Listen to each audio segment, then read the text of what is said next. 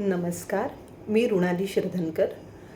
कालचा जो पोस्ट केलेला व्हिडिओ होता, त्या व्हिडिओच्या अनुषंगाने आपण हा आजचा व्हिडिओ बनवत आहोत.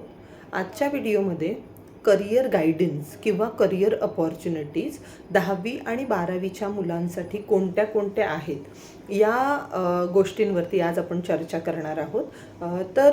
पहिलं तर एक कन्सेप्ट आहे, आनंदाचे डोई आनंद तरंग, आनंदाची अंग आनंदाचे.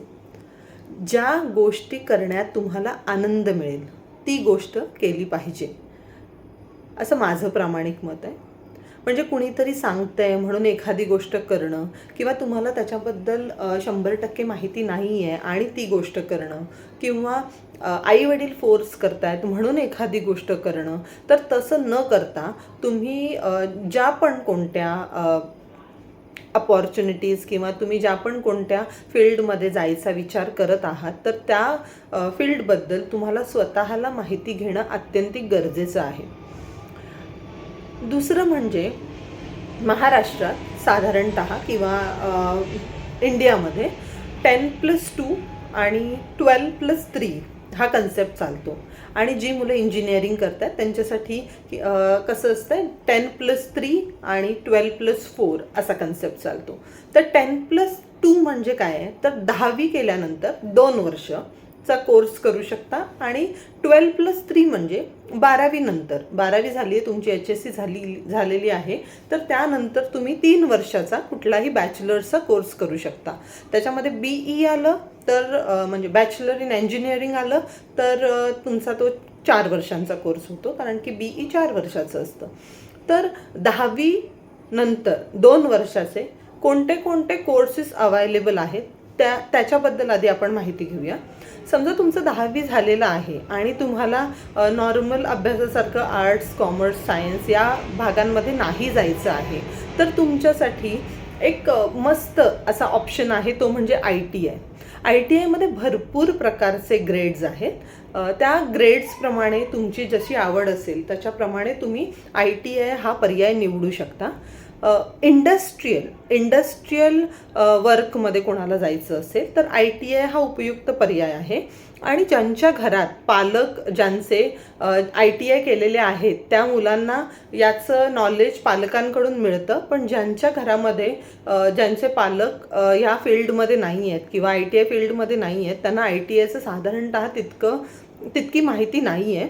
पण 10वी पास झाल्यानंतर तुम्ही ITI करू शकता. 2 वर्षाचा हा ITIचा कोर्स असतो. त्या व्यतिरिक्त ITIच्या व्यतिरिक्त तुम्ही 10वी आर्ट्समध्ये, समजा 10वी नंतर समजा तुम्ही आर्ट्समध्ये जात असाल, 12वी तुम्हाला आर्ट्समध्ये करायची आहे, तर 12वी नंतर तुम्ही BEd करू शकता, DEd करू शकता, BSW करू शकता. BEd म्हणजे बॅचलर इन एज्युकेशन, त्यानंतर BSW म्हणजे बॅचलर इन सोशल वर्क. होय, सोशल वर्कमध्ये पण बॅचलर्स करता येतं. आर्ट्समधून जर तुम्ही 12वी करत असाल तर त्याच्यानंतर तुम्ही 12वी नंतर BSW करू शकता. BSW नंतर मास्टर्स प्रत्येक गोष्टीत होतातच. त्यानंतर 10वी+2 करून तुम्ही LLB करू शकता, किंवा आर्ट्समधून पण होतं LLB, कॉमर्समधून पण होतं आणि सायन्समधून पण होतं. इंटिरियर डिझायनरचा कोर्स करू शकता, किंवा तुम्ही BBA करू शकता. तुम्ही फॉरेन लँग्वेजेस शिकू शकता. तुम्ही कॉल सेंटर BPOचे कोर्सेस करू शकता छोटे. तुम्ही आर्किटेक्ट करू शकता, तुम्ही जर्नलिझम करू शकता, तुम्ही टीचर बनू शकता, तुम्ही स्वतःचे प्रायव्हेट क्लासेस काढू शकता. हे सगळं तुम्ही आर्ट्स केल्यानंतर करू शकता. योग्य त्या वेळी योग्य ते मार्गदर्शन जर एखाद्या मुलाला मिळालं तर ते लोक चांगला फोकस करून त्यांचं करिअर निवडू शकतात. जनरली कसं असतं, डॉक्टरच्या घरी डॉक्टर, इंजिनियरच्या घरी इंजिनियर, किंवा ज्यांचे आईवडील एअरफोर्समध्ये आहेत त्यांची मुलं एअरफोर्समध्येच जातात, ज्यांचे आईवडील पायलट आहेत त्यांची मुलं पायलटच होतात. याचा परिणाम याच्यामुळे होतो कारण की त्यांच्या घरात ऑलरेडी कुणीतरी त्या फील्डमधून गेलेलं असतं किंवा त्यांना त्या फील्डबद्दलची डिटेल्ड नॉलेज असतं.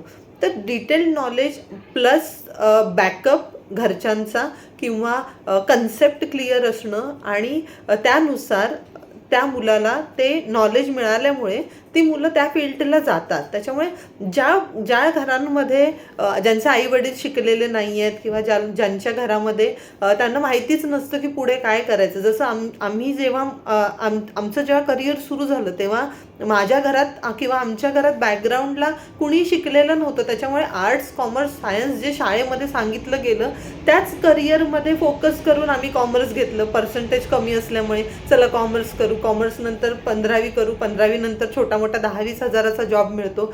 ह्या कन्सेप्टमधून जेव्हा आपण शिक्षण घेऊन पुढे जातो तेव्हाचा मिळणारा करिअर ग्रोथ आणि एकदम फोकस्ड करून जेव्हा तुम्ही शिक्षण घेता त्यानंतरची मिळणाऱ्या अपॉर्च्युनिटीज यांच्यामध्ये जमीन आसमानाचा फरक असतो.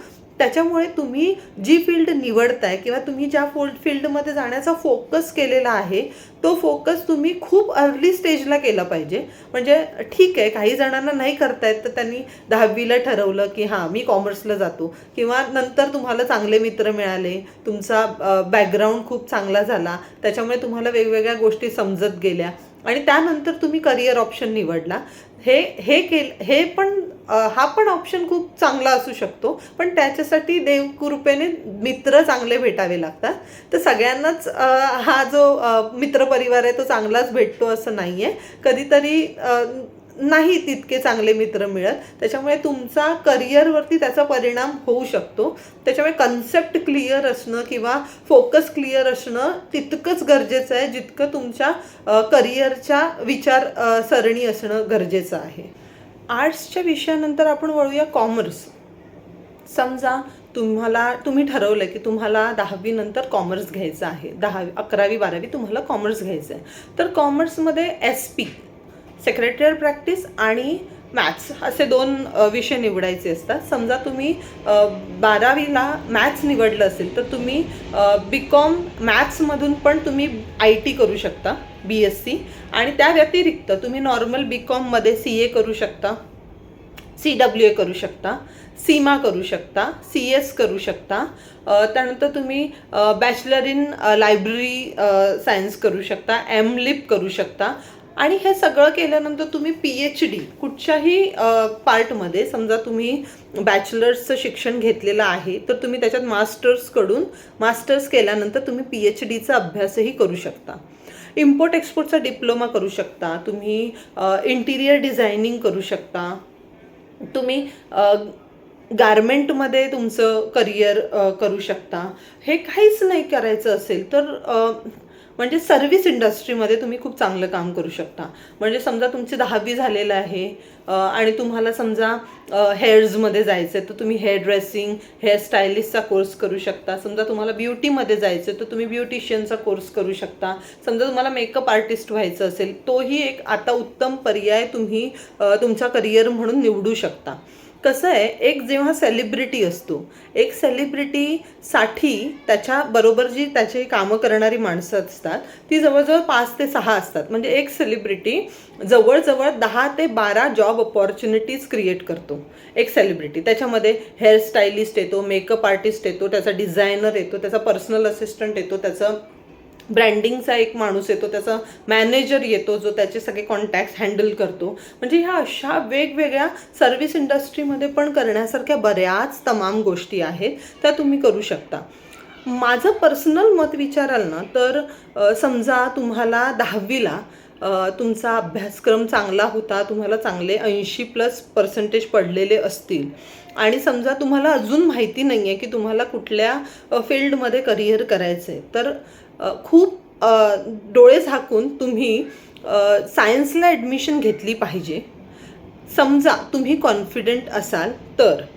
समजा तुम्ही कॉन्फिडंट आहे आणि तुम्ही सायन्सला ॲडमिशन घेतली तर 12वी नंतर तुम्हाला आर्ट्स कॉमर्समधून सायन्समध्ये शिफ्ट होता येत नाही, पण तुम्हाला सायन्समधून आर्ट्स आणि कॉमर्समध्ये शिफ्ट होता येतं. त्याच्यामुळे जी मुलं 10वी पास झालेली आहेत आत्ता काल आणि ज्यांना 80+ % आहेत पण त्यांनी अजून ठरवलेलं नाही आहे की त्यांना पुढे त्यांच्या करिअरमध्ये काय करायचं आहे किंवा त्यांना कुठल्या फील्डमध्ये जायचं आहे, तर त्यांनी डोळे झाकून मला वाटते सायन्स घ्यायला हरकत नाही आहे. फक्त 2 वर्ष तुम्हाला खूप मेहनत घ्यायची आहे. मेहनत घ्यायची इन द सेन्स म्हणजे माझ्या घरात असं उदाहरण आहे की आम्ही म्युन्सिपल स्कूलमध्ये शिकलो आहोत आणि म्युन्सिपल स्कूलमध्ये शिकल्यामुळे आम्ही मराठीतून आमचं 10वी झालेली आहे. तर माझा भाऊ जो होता तो अत्यंत हुशार होता अभ्यासामध्ये आणि त्याच्या 10वी नंतर त्यांनी जेव्हा सायन्सला 11वीला ॲडमिशन घेतली तेव्हा पहिल्या जेव्हा त्याची चाचणी परीक्षा झाली तेव्हा त्याला इतका त्रास झाला, तो इंग्लिशमध्ये पेपर लिहायचा. पण मग त्यांनी स्वतःचा मार्ग स्वतः शोधला. त्यांनी सांगितलं की मला English to Marathi to English dictionary आणून द्या आणि त्यानंतर स्वतःचा अभ्यास करून त्यांनी तो जम बसवला. म्हणजे आपले मराठी मीडियममधून शिकलेल्या मुलांचे कन्सेप्ट्स फार क्लिअर असतात. त्यांना माहिती असतं कशाला काय म्हणतात, पण ते इंग्लिशमध्ये कसं लिहायचं किंवा त्याच्यामध्ये इंग्लिशसाठी कुठचे शब्द वापरले जातात हा जो त्रास आहे त्या त्रासापासून वाचवण्यासाठी डिक्शनरी एक बेटर ऑप्शन त्याला वाटला आणि त्यांनी तो निवडला. आणि मग त्यांनी BSc IT केलं, त्याचं ग्रॅज्युएशन IT मध्ये केलं आणि त्यानंतर त्यांनी MCA हा कोर्स केला, मास्टर इन कम्प्युटर ॲप्लिकेशन्स, आणि तो आता चांगल्या फील्डमध्ये कामाला आहे. तर तुम्ही असंही करू शकता. म्हणजे असं काही नाही आहे की अरे आम्ही मराठी मीडियममधून 10वी झालेली आहे तर किंवा आमच्या वर्नाक्युलर मीडियममधून 10वी झालेली आहे तर मी कसं काय सायन्सला जाऊ, मी सायन्स घेतल्यानंतर किती प्रेशर येईल. 2 वर्ष मेहनत ही कुठल्याही फील्डला गेला तर घ्यावीच लागणार आहे. त्या मेहनतीसाठी काहीच पर्याय नाही आहे दुसरा. तर तुम्हाला समजा मेहनत घ्यायची तयारी असेल आणि तुमचे मार्क चांगले असतील आणि तुमचा फोकस क्लिअर नसेल तर माझं मत आहे की त्यांनी सायन्सला 12वी करावी, 11वी 12वी. SP किंवा मॅथ्स, सायन्सला म्हणजे बायोलॉजी, केमिस्ट्री आणि मॅथ्स हे विषय असतातच. PCB घेऊन ते करू शकतात 12वी. आणि 12वी झाल्यानंतर बरेच ऑप्शन्स अवेलेबल आहे. म्हणजे तुम्ही प्लेन BSc करू शकता, तुम्ही MSc करू शकता, MCA करू शकता किंवा तुम्ही BAMS करू शकता, तुम्ही MD करू शकता, तुम्ही MBBS करू शकता, BDS करू शकता, MBA करू शकता, MD करू शकता, BSc न्यूट्रिशनिस्ट होऊ शकता, तुम्ही होम सायन्स करू शकता, MPhil फिलॉसॉफी करू शकता, मास्टर्स, तुम्ही PhD करू शकता, तुम्ही BTech करू शकता, तुम्ही MTech करू शकता, तुम्ही पॅरामेडिकल सायन्स करू शकता. खूप ऑप्शन्स तुम्ही समजा 12वी सायन्स केलात तर अवेलेबल आहेत. आणि या व्यतिरिक्त तुम्ही डोळे झाकून आर्ट्स किंवा कॉमर्सला सुद्धा जाऊ शकता. त्यामुळे जी मुलं आज हा माझा व्हिडिओ बघत असतील ज्यांना 10वीला 80+ आहेत पण त्यांना पुढे काय करावं आज माहीत नाही आहे तर त्यांनी डोळे झाकून सायन्स घ्यायला हरकत नाही आहे. कुठल्याही फील्डला गेला तर मेहनत ही घ्यायला लागणारच आहे आणि मेहनत घेतल्याशिवाय कुठचंही फळ मिळत नाही. त्याच्यामुळे मेहनतीबरोबर तुमची मानसिक तयारीही पाहिजे. बरं, हे झालं आपले नॉर्मल आर्ट्स, कॉमर्स, सायन्स केल्यानंतर तुम्ही काय करू शकता. बरं, एक म्हणजे तुम्ही बघितलं असेल आपण जनरली जातो ब्युटी, कॉस्मेटिक्स, हे करिअर इतकं तुफान वाढत चाललं आहे. इंटिरियर डिझायनिंग हे पण एक करिअर चांगला उपयुक्त पर्याय आहे. वेगवेगळ्या तुम्ही लँग्वेजेस शिकू शकता.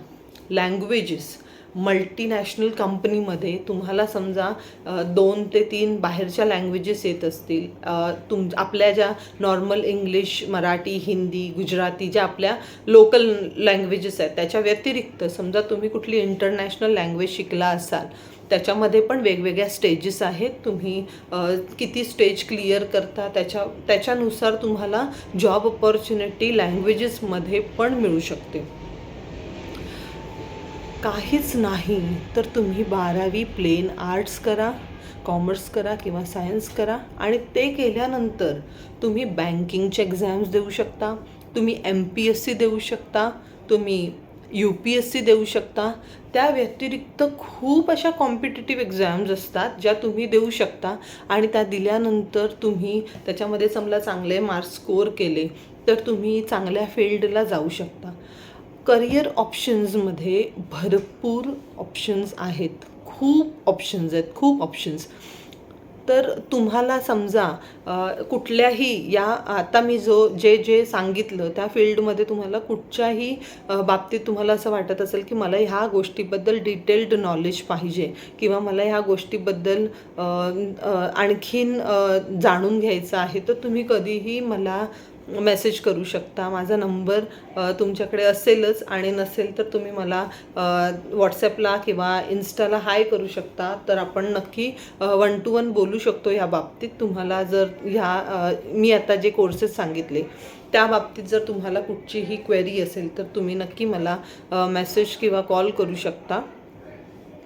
10वी केल्यानंतर डायरेक्ट 11वी 12वीला ॲडमिशन न घेता, म्हणजे कुठल्याही फील्डला आर्ट्स कॉमर्स सायन्स फील्डला ॲडमिशन न घेता तुम्ही 10+3 इयर्सचा 10+10वी नंतर 3 वर्षाचा इंजिनिअरिंग डिप्लोमा खूप प्रकारचे आहेत. मेकॅनिकल आहे, BTech आहे, टेक्निकल खूप डिप्लोमाज आहेत.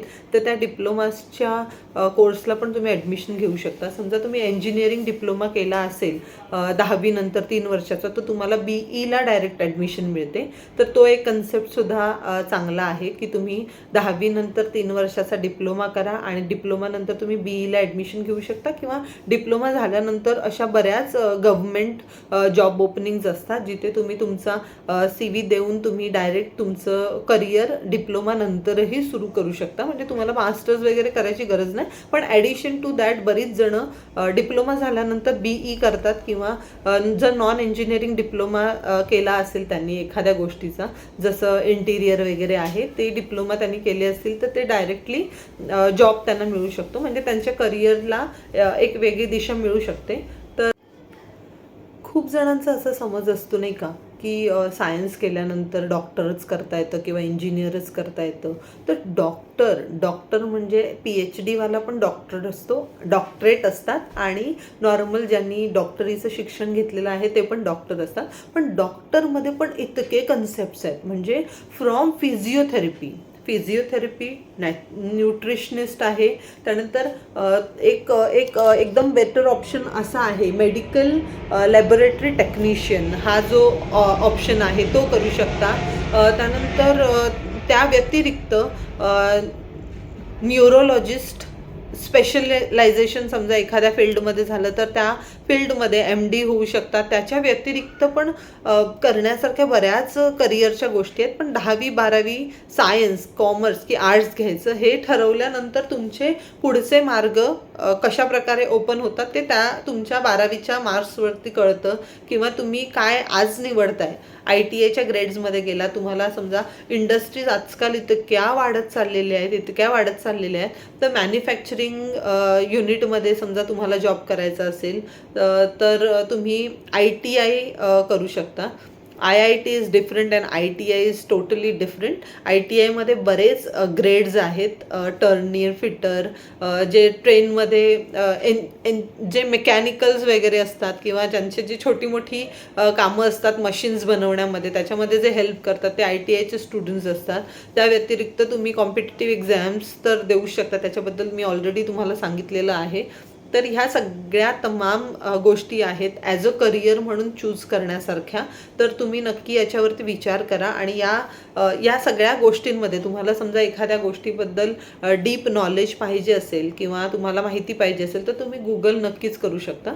गुगल भरपूर गोष्टींचा आन्सर देतो. पण त्याशिवाय पण समजा माझ्याशी ज्यांना कुणाला डायरेक्ट मेसेज थ्रू बोलायचं असेल तर ते पण बोलू शकतात, त्यांना वेलकम आहे.